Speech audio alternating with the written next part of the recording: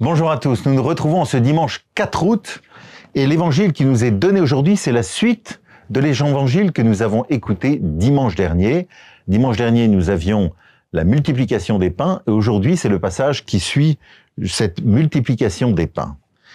À une question un petit peu banale d'un participant qui se tourne vers Jésus, qui lui dit « Rabbi, quand es-tu arrivé ici ?» Puisque la foule, après la multiplication des pains, a suivi Jésus. Quand es-tu arrivé ici? Jésus va avoir un dialogue avec ces personnes et il termine par cette grande révélation qui clôt l'évangile que nous recevons aujourd'hui. « Moi, je suis le pain de vie. Celui qui vient à moi n'aura jamais faim. Celui qui croit en moi n'aura jamais soif. » D'où la dénomination de ce passage, le passage du pain de vie, l'évangile du pain de vie. Alors c'est cette grande révélation que donne Jésus à ses contemporains. En fait, dimanche dernier, on voyait Dieu qui nourrissait son peuple, de la même façon que Dieu avait nourri le peuple au désert par la manne. Dieu encore aujourd'hui nourrissait son peuple, non seulement il y a 2000 ans, mais encore aujourd'hui pour chacun et chacune d'entre nous, tout spécialement dans l'Eucharistie.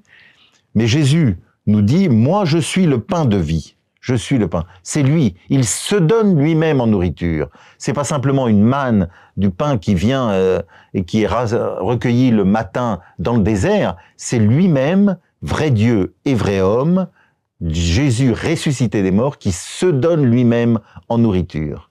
Cette nourriture est donc le pain des anges, c'est-à-dire une nourriture qui vient du ciel. C'est pour ça que les pères de l'Église disaient à chaque Eucharistie, le ciel descend sur la terre. Et donc à chacune de nos Eucharisties, le ciel descend parce que Jésus se rend réellement présent au milieu de nous et se donne lui-même en nourriture.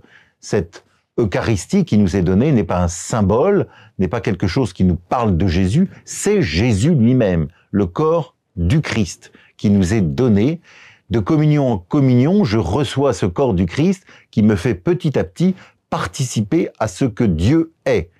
Ici-bas, bien pauvrement, mais pleinement dans la vie éternelle. Et donc on voit qu'il y a un continuum entre chacune de nos Eucharisties et la vie éternelle pour laquelle nous sommes faites. Et ce continuum est centré bien sûr autour de la personne de Jésus.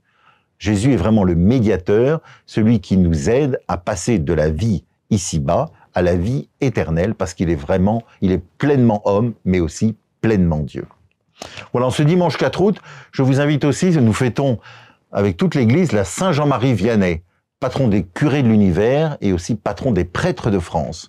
Et alors en ce dimanche, je nous invite chacun à prier pour nos frères prêtres que nous connaissons, les confier de tout notre cœur non seulement à l'intercession de leur saint patron, le saint curé d'Ars, mais bien sûr à l'intercession du Seigneur lui-même. Bon dimanche à tous.